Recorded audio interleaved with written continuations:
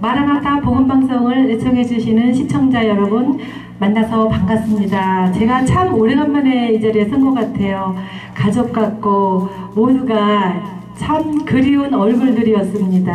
제가 필리핀으로 17년을 왔다 갔다 하다가 교회와 집을 모든 것을 정리하고 3월에 갔으니까 몇 개월 안 됐어요.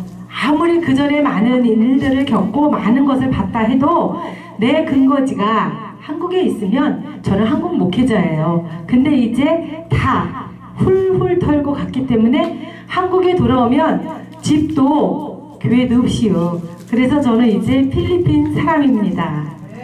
그런데 왜 이렇게 한국에 들어오면 일이 더 많고 바쁜지 너무너무 힘이 들어요. 그래서 어제는 제가 이렇게 잠을 자는데 우리 사위하고 딸이 제가 이제 아파트 살림이라는 게 다 뻔하잖아요. 그러니까는 뭐 제가 잘 곳이 없으니까 이제 거실에서 이렇게 자는데 둘이 대화를 하는 거예요. 야, 엄마 보호분 있냐? 우리 사위가 걱정을 해요. 그러니까 우리 딸이 왜? 야, 엄마가 자는 거 보니까 장난이 아니야. 맨날 너무 아픈가 봐. 끙끙 앓어. 야, 어떡하면 좋으냐? 이거 말릴 수도 있고 니는 엄마가 말을 듣는 것 같도 아니고 어떡하면 좋으냐 이러는 거예요. 그래서 눈을 뜰 수도 없잖아요. 자는 척하고 가만히 누워 있었습니다. 근데 제가 이제 거기서 선교지에서 제가 한국의 개척교회 10년이면 솔직히 우리 개척교회 목사님, 개척교회 성도님들 아시죠? 뭐 남은 게 있겠어요. 뭐 그래도 우리는 성도들이 좀 있어서 뭐 조금 이렇게 불편한 건 없었지만 그래도 10년 개척하면 가진 거 아무것도 없어요. 거기다 파송 우리가 스스로 목회를 했으니까 뭐 파송교회가 있는 것도 아니고 또 개척교회 목사님들하고 일을 했으니까 뭐 다 저보다 못하면 못했지 조금 나은 목사님들도 없는 것 같아. 그러니까 어디 가서 손 벌릴 입장도 못 되고 이래서 이제 가서 하는데 그 하나님께서 어떻게 역사를 하시냐면 처음에 갈 때는 정말 머리 둘 곳이 없어서 인자는 머리 들 곳이 없다고 예수님께서 그 말을 하셨을 때 그 심정이 어떤가 저는 겪었어요. 남이 선교센터에 가서 조목사님 먼저 한 달 가서 있고 그리고 방을 구해서 제가 들어가고 이렇게 해서 이제 있었는데 한 6개월도 안 됐는데 그 방세는 거의 비슷해요. 근데 450평에 450평 생각을 해보세요. 얼마나 큰 평수예요. 450평에 성전이 40평 그리고 센터가 3층 그리고 온천이 수영장만한 온천에다가 또 이제 한 10명 정도 수영할 수 있는 온천이 2개 그걸 하나님께서 허락해 주셨습니다. 그거를 그 큰 평수를 거기 필리핀은 우리나라처럼 뭐 월세를 얻어도 몇 천만 원에 얼마 뭐 1억에 얼마 이러잖아요. 거기는 이제 디포짓 개념이 있어요. 이제 미리 돈을 이렇게 예치를 하는 게 2달 월세예요. 2달 월세에다가 한 달 선납 이렇게 해서 가는 거니까 어렵지가 않잖아요. 그래갖고 그거 2달 디포짓에 한 달 월세 이렇게 내는 걸로 해주셨는데 거기 먼저 있던 목사님이 7년을 사용하셔서 거기를 다 수리를 해야 되는데 거기는 아무리 땅이 있고 집이 있어도 현찰이 안 돌아요. 필리핀은 어려운 사람들이라 부모에게 물려받은 것이라 있긴 있어도 쓸 돈이 없는 거예요. 그러니까 공사가 한 600만 원 든다 그러더라고요. 근데 그거를 이제 당신들이 못하고 저보고 하라는 거예요. 근데 저 돈 없잖아요. 그래서 어떻게 해요? 그거에다 600만 원에다가 두 달 월세에다가 한 달 디포짓 그것까지 합하면 한 750만 원이 되는데 그래서 기도를 하는데 제가 9월달에 8월에 왔다가 9월달에 가는데 답이 없어요. 돈도 없고 그래서 어떻게 하면 좋을까 막 기도를 하는데 제가 들어가기 전날 하나님께서 돈을 주시지 않으면 이거 계약을 못합니다. 하나님께서 돈을 주시면 계약을 하고 하나님께서 돈을 주시지 않으면 제가 하나님께서 하지 말라는 사인으로 알겠습니다 이랬는데 제가 이제 내일 모레 들어가거든요. 우리 엄마 목사고 필리핀 선교사야 하고 이렇게 자랑스럽게 나한테는 딸이기 때문에 힘들어서 엄마 힘든 모습을 보고 그렇게 얘기를 하지만 굉장히 자랑스러워하는 것을 보면서 저는 보람을 느낍니다.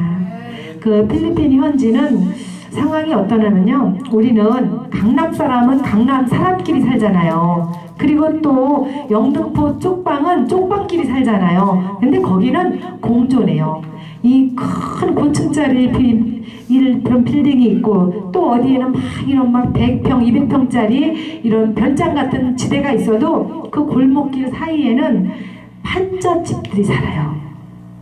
제가 후원하고 있는 아이 중 한 명이 있는데 그 아이는 이제 집에를 못 들어가요. 그래서 한국 선교사가, 그러니까 제가 들어가기 전에는 한국인 선교사가 그 아이들을 대학을 가르쳤어요. 대학을 졸업했는데도 취직할 곳이 없어요. 배워도 소용이 없어요. 근데 집에도 못 가는 거예요. 왜 못 가냐면 그 집에는 오빠 둘에 남동생 하나 여동생 하나가 있는데 오빠 둘이 알코올 중독자예요.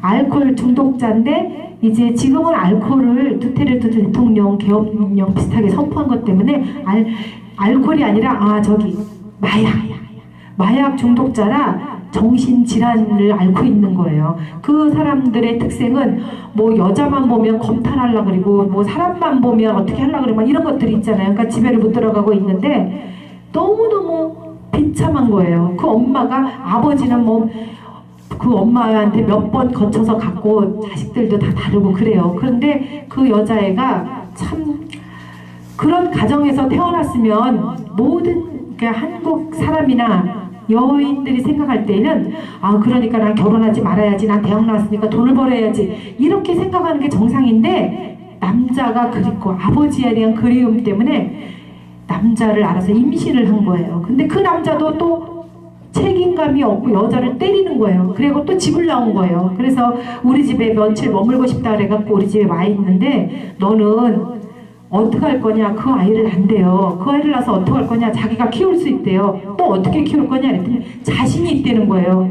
너무너무 정말 대책 없는 그 말에 참 슬프고 아팠지만 그들의 어떤 책임감, 그 모계 사회 비슷하지만 자기들이 어떠한 일을 했을 때 책임진 남자들은 못 책임했지만 그 아이의 그 책임지려고 하는 그 모습을 보면서 나는 그 아이를 어떻게 도울 것인가 이런 생각을 하면서 이제 그 아이가 한글도 잘 하고 이래서 우리가 그 센터에 데리고 와서 이제 어떤 한글 학교 같은 거를 하면 통역 같은 거를 하면 그 아이를 키우면서 열심히 살 수가 있잖아요. 제가 이 짧은 시간에 그 많은 것들을 다 간증할 수는 없지만 저는 주님께서 주신 그 1시간 시간을 아끼면서 나에게 맡겨준 그 사명을 잘 감당하려고 합니다. 바로 그 말씀을 마태복음 5장 15절에 보면 빛은 말 아래에 두지 않고 집안에 두어서 집안을 비치게 하고 그리고 또 그 집안의 빛은 그 마을을 비춘다고 했어요. 그 이유는 바로 너희는 세상의 빛이라 하나님께서 이렇게 말씀을 하셨기 때문입니다. 우리 모두 하나님께서 우리를 빛으로 지어주셨으니 빛된 삶을 살 수 있는 모두가 될 수 있기를 주님의 이름으로 축원합니다.